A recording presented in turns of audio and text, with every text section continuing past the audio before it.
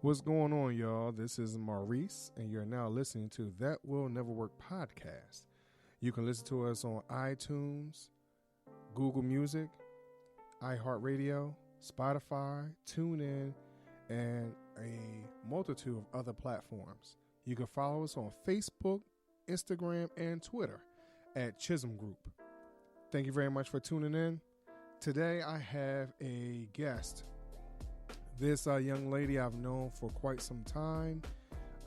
We've been able to watch each other grow from high school.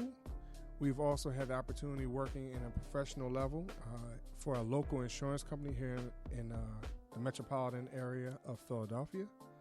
And we both have been able to congratulate and support each other as we've moved forward in life. She is a master certified professional life coach, a certified reflexology practitioner. She has her Bachelor of Science in Business Organization Development. She's a motivational speaker. So I wanted to introduce to you my sister, my cousin. I'm not sure. Her Latoya Little. How you doing, Latoya? Yes. What's going on, Maurice? I sound like I do a lot. Yes, you do. Yes, you do. Yes, you do. Congratulations on everything that you got going on. Thank you. Thank you. You know, and I appreciate you coming on to That Will Never Work podcast. You know, and as you well know, this podcast, and for those who are not sure, was started because you know, you get tired of people telling you that's not going to work for whatever your ideas are and how you're trying to maneuver. You know, so Toya, just give people an idea of how you kind of maneuver through stuff like that, especially with everything that you've accomplished thus far. Well, I think a lot of times it's all based on your support system also, because you have people close to you and you be like, oh, they're going to ride for me. And as soon as you throw out an idea, you ain't got it like that, or I ain't never see you do it before. And it's like, right. well, hold up, wait a minute. But I got the vision. It wasn't given to you. Right. So, even with some of the things I've done, nobody knows what some of those things are, or you don't know anyone personally. So first thing out their mouth is I have my own cousins. Right. Who you gonna motivate? Right. But it's like you have to still push on. If it's your dream, you got to push on despite the naysayers. So it's good if you can have a support system such as this podcast to say, hey, yeah, that's what they said, but this is what we say. We're here to support you. And I think, when it comes down to it, everyone has their own road they've traveled, yes. Whether it's in business, professional, relationships, things like that. Everybody has their own road that they've had to overcome, obstacles, things like that. And so, the main thing of this podcast is just to say, hey, it's that encouragement. Definitely. I don't want people to get caught up in what the name really, what it says directly. Don't take it literally, but it's more of a figurative thing. And how do we get over that? So like you said, when people come to you and say, hey, Toya, like, you haven't done that before, what is that motivation? Like, what, even beyond the support system, like, how do you dig deep within yourself to even get to that point? I mean, and with you being a life coach, I'm pretty sure you come across that type of question a lot. You do, but you know what the main issue is? That self-doubt. Yeah. Gotcha. It's yourself. Right. You stop yourself from moving. You ever pay attention to kids? Their curiosity is just amazing. Nothing stops. You got the parents. Come here. Stop it. Right. But they're just so curious, like, what is this? What is that? Right. And it's like you got to go back to your childlike state to say, this interests me to begin with. Why is this interesting me? You know what I mean? And when we become adults, we focus on everything that can go wrong. but just by chance, what if it goes right? Yeah. And it's that internal part that you got to lean on. And that's kind of difficult if you've always been, following the naysayers. Well, that's not going to work. And that's thinking back to that childlike state. As a parent, your job is to protect that child. Right. So you're going to say no, no, no. And then we become friends that do that to our friends. Well, no, no, no. Right. But what about that child that was still curious? That's how you learn the world. That's how you learn what you're good at. How you going to know if you don't do it? You got to try. And I think what comes down to that, I think that's a good analogy, because what happens, and I can speak for myself with my own children, I come from my 40-plus-year-old self who has my own experiences. So sometimes you tend to be a little more conservative overall, versus being a child. Like you said, like they're going to learn from their own experience. So their curiosity, quote unquote, carry the cat type thing. So they need to be able to bump their head. They need to be able to fall and things like that and pick themselves up. Definitely. I have a 15-year-old son, and we were just talking not that long ago, and he said, "Mom, I think you're the best mom." And I said, "Well, why is that, son?" The coaching part of me is coming out. Well, right. I'm also trying to make sure he expresses himself. That's the speaker in me. I need you to express this, right? Imagine me as a mom, right? Right. Like, why is that, son? And he says, because you don't always say no. If ever I come to you and say, I want to try this, you say, well, go ahead. Let's see. Why do you want to try it? Okay, let's go for it. And he said, can I ask you, why is that? When my other friends' moms, they're not like that. Why are you different? And I said, well, for instance, my mom was afraid of the water. So she didn't want me to swim. So then I was afraid of water. Never had a problem with it, but because she was afraid, I was afraid. And then I realized, okay, I don't want to put that fear on my son, but I understand the fear. If you don't know what you're doing, you can seriously drown. Right. So I said, well, when it's my turn, I won't do that to my son. So when it was time for him to go to the pool, and I was like, yeah, he can go. Who's going to be there with him? Who's going to be there to show him how to swim? Who's going to be there? It ain't me, because obviously I didn't learn. I was still too scared. It ain't me. Somebody going to be there, and he has no fear of water. I still do. That's something I'll get over one day. But it ain't on the list right now. Well, you know what, Toya? I want to ask you this. Do you think that some of your schooling applies to that too? That mentality?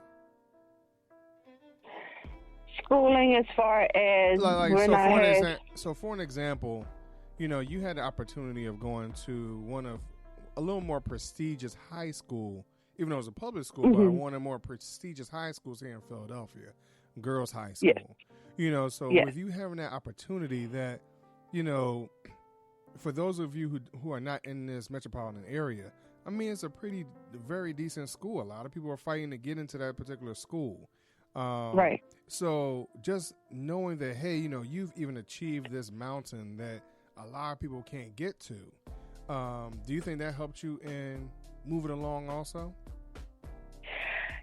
Definitely. And when you're in a school like that, what they focus on is you can get and have anything you want.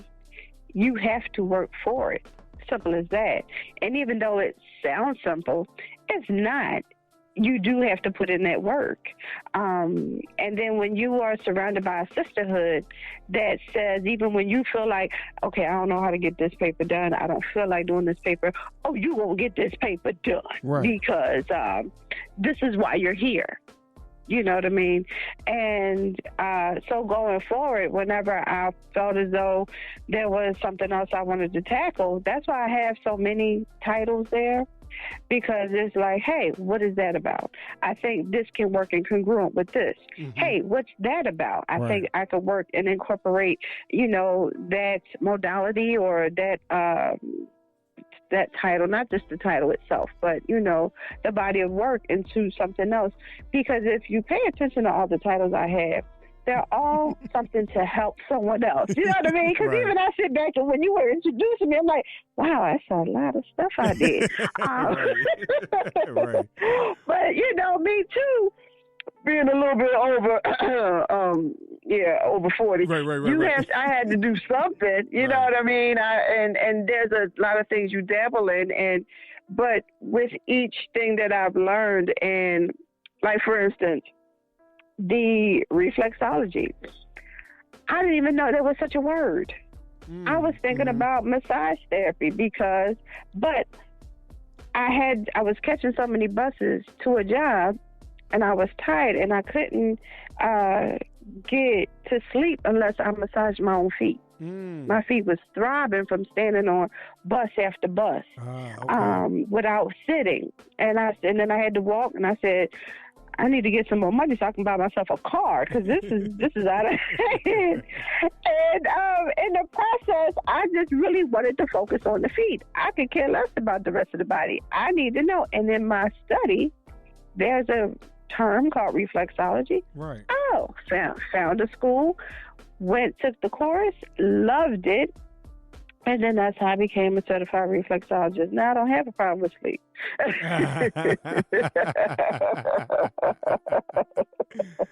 Nice. That's funny. I mean, so how did you even come across being a life coach then? That's a story there too. So basically, I'm in school to get my business degree, right? Okay. And I'm like, okay, well, what kind of business am I going to start? Because as I worked as a reflexologist, first thing out of people's mouths, well, do you do the whole body? No, that's why it's reflexology, not massage therapy. I'm not going to rub your back. I'm just got a thing against hairy backs. I just don't want to put no oil on a hairy back. Couldn't do it. Can't do it. That was my thought process. Not knocking anybody who has a hairy back, but I just can't see myself rubbing. But I was saying, what am I going to do? So what I did was I surveyed those who were closest to me. Okay. Because sometimes if you do something so well, you don't realize you're doing it. Right. That's just who you are. So when I took the survey, and my cousin said, you should be a therapist. And I said, well, I'm already in school for business. I don't have any more tuition money to go and be a therapist. She said, well, you know, there's life coaches. I said, aha, there it is. So I found a certification course, and I took it. And then even in the course, they were like, you're a natural because you're just flowing through. And that's something else. When you do something so well, you don't realize it's a skill. It's a talent. You don't know it because that's just second nature to you. And that's how I became a life coach. And then I just recently, last September, became a master coach so that I can train and teach life coaching. So where are you finding this inspiration? I know it sounds as if like you're kind of falling into these opportunities. You know, what's encouraging you to even take on these opportunities as they keep falling to your lap, or being even just refer like, hey, here's an idea, go ahead, why don't you do that?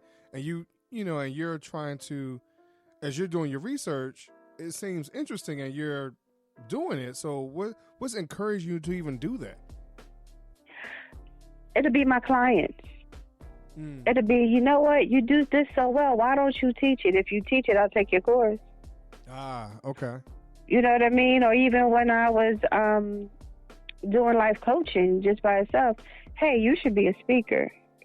I have a client now who says, you know what, if I could put you in my pocket, I would, because you seem like a perfect cheerleader. You're always there to encourage me. When are you going to speak at your next event? Because I fell back from speaking a little bit, trying to focus on teaching how to code. Yeah, I wanted to be a teacher. I even hired a speaking coach to even help me further. You know what I mean? To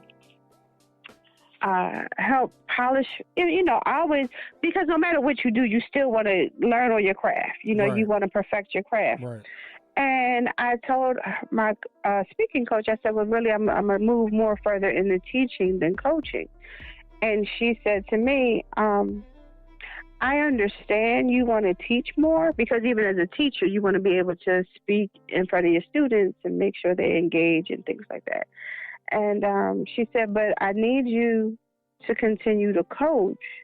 She said, because even me speaking to you, I'm just opening up, speaking and telling you things, but I'm your coach. You have a gift. Your gift is coaching. So I would like for you to stay in that field as well as teach.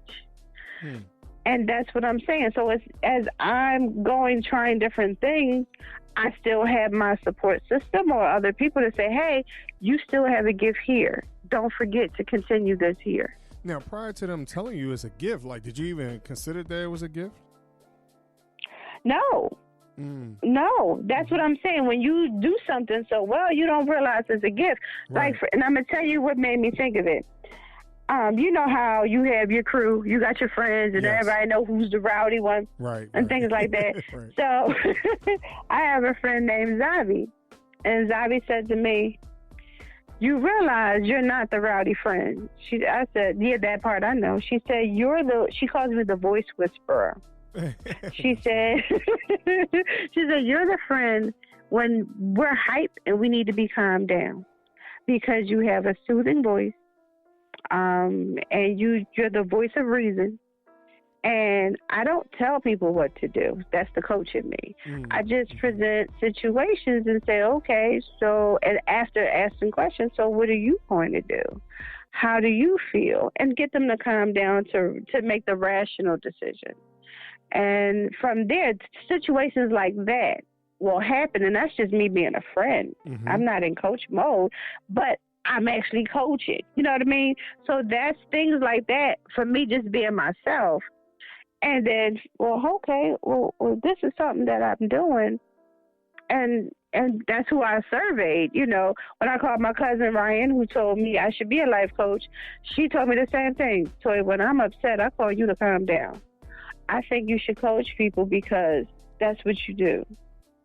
And that's what makes you say, if I'm already doing it, right, why not study more about it? Why not make myself better? And if I can make a career out of it, why not? So how would you, in your opinion, suggest to those persons who do not have that influence of saying, hey, this is your gift, this comes easy to you? How would you expect for someone to even find that type of gift if they don't have someone to point it out? But that's just it. What I always suggest, and these is part of my coaching program too, when I have people who don't know, like, well, I need to do something with my life and I don't know. If you have a team of people around you, I always say survey. Survey them and say, for those who are your friends, you should have friends. Most people do. If you have friends, say, listen, what is it that I do? Or what is it, if something happens, what makes you think to call me? And that'll give you a base point. You know what I mean? I surveyed about 10 people. I surveyed coworkers, and I surveyed my family and my closest friends. And when you may get different titles, but if you mesh, there's a common thread between the three groups. It should be. And then that's because it's who you are. Now, if you totally fake with somebody, you're not going to get the real answer. But if you're just who you are, you'll get it. You'll be able to put it together and say, well, and it'll stand out. You might have to write it down and look at it and study it. And then it'll come to you. Now. And then if you don't know, you hire a coach, and that helps you figure it out. And that's a great segue for this next part, because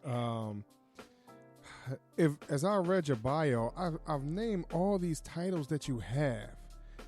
Coach, practitioner, motivational speaker, but you're still this other teacher, and I didn't know how to pronounce it. Reiki master teacher. Or Reiki. Reiki? Okay, can you explain that a little bit? Yes, so that's an energy healing. Okay. I learned that, once again, you're like, how did you learn this stuff? while I was in school, as a to learn to be a reflexologist, there was a Reiki master in the class. Okay. And I was really stressed. I was going through a divorce while I was in school. And I couldn't raise my arm past my shoulder. Wow. Yeah, it was really bad. And this lady, her name is Kiki, and she said, Latoya, can I do Reiki on you? And I'm like, what's that? And she said, it's just an energy healing. And we're in a massage therapy school, so there's nothing but massage tables everywhere. Right. And it's our lunchtime. And she said, I want to help you with your arm. So I'm like, you want to help me with I said, well, hold up. You going to charge me? Nope, I'm not going to charge you. You're my friend. I just want to help you. Sure. Now, the first thing I'm doing, I got to take my clothes off. She's like, nope, you don't even have to take your clothes off. She like, just take your watch off, take your shoes off, lay down on the table. And she said, close your eyes and guess where I am. Because she didn't even touch me. But I felt the energy. Wow. I felt where she was. And when I got off the table after 30 minutes, I was able to wind my arm all the way around. Nice. Wow. So that was a whole journey. So after she did a session on me, I'm like, this is amazing. This is wonderful. And she's like, yeah. And she said, and I teach. So I started with her in 2006. It took me about 3 years before I got to the level of teaching. And it's amazing. I just had a class also over the summer. So it's a great modality, and it's a lot of spas offer it. You can go to a spa and have it done, but people don't really understand what it is. So I don't know what you need as a practitioner, but after you have a session, your body knows what it needs. Really? So your body will help heal itself, right? Okay. So that's something else that I teach. Wow, so you're really into this self-healing, yes, coaching, how to progress through life, how to deal with stress, but also be motivated and, reach for your goals, reach for the stars and not allow, because you come off as if like you have not allowed an opportunity to really pass you yet. I try not to. I try to stay focused, and I believe when opportunities arise, you need to jump on it and say, hey, it came this way for a reason. So I must be ready for it. Let's do it. Yeah. And those naysayers, if you pay attention, most of the naysayers is behind you. Let them stay where they at, and you keep pushing. And I think in some of that, it depends on, one of the things that you kept mentioning was who you are surrounded by. I have a lot of people who would like to really be entrepreneurs, but their spouse does not support them at all. And sometimes it's hard to get around that. Yes. Especially when you see that person every day and that's not their mindset. Right. So I think there's a lot of things that you mentioned today and that I think people need to really reach out and contact you, because I don't want to give everybody every little nugget today. You get what I mean? Right. But I think that they need to reach out to you, Latoya, and just to understand, like, where they are in their lives and how to get through or maneuver through, like you said, all the naysayers, whoever it may be. It could be a parent, because I didn't necessarily grow up in a situation where my mother, being in a one-parent home, my mother did not nurture an entrepreneur. It was actually one of her friends who mentioned that he was a tow truck driver for the IRS. And he was doing repos and things like that, owning his own company. So that's what encouraged me. And I was 14, 15 years old. And once I heard, look at that seed. And I sat there and I listened to him talk about it, and he had actually mentioned how much money he had in his pocket, so he put out this little knot of money, and so that kind of something like that. That's what encouraged me to become an entrepreneur. Now I didn't have it from a whole lot of people beyond that. I've talked to people Right. about it, and a lot of my friends, because they weren't in that mindset. Again, public school, they're trying to get you or gear you to working at 9 to 5. Exactly. They're not trying to gear you for that financial freedom. They're not gearing you for employing other people. They just want you to be the employed, not to be the employer. So, so I really want people to reach out to you, like, share, and subscribe this episode so other people can hear what you have to say too, Toya. Awesome. But before we go, do you want anybody to share? To follow you or anything, or where they can find you? Yes, I'm on Instagram, Life Coach Latoya. You can find me there. I am on Facebook. It's just Latoya Little. But I share a lot of positive sayings, quotes, just to encourage you on whatever journey that is. If that's entrepreneurship, if that's even just making sure you're able to run your home. Right. For anybody that stay at home, you need to be able to start with yourself. Right. That mindset is everything. So, yeah. So not only, I just want the listeners to know, not only will you be able to follow her on Instagram, as she said, as Life Coach, would you say Life Coach Latoya? Yes. Yeah. And Latoya Little on Facebook. You can also Google her and find her website. But guess what, y'all? Y'all might be able to listen to her, have her own podcast. She might have her own segment on here. But, we'll talk about that a little later.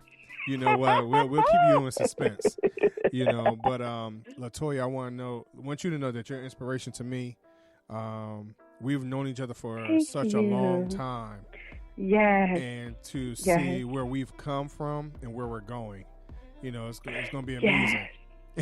Yes, and I appreciate you too, Maurice. You are also an inspiration. You keep pushing. I appreciate you. Let's do it. All right, yeah. We will. We're gonna make this thing happen. Yes. So Latoya, I thank you very much for being on the show today. Thank you. I want everyone to like, share, and subscribe this episode. And make sure you follow Latoya on her social media. And tune in next week to That Will Never Work podcast with Maurice. Thank y'all very much. Peace.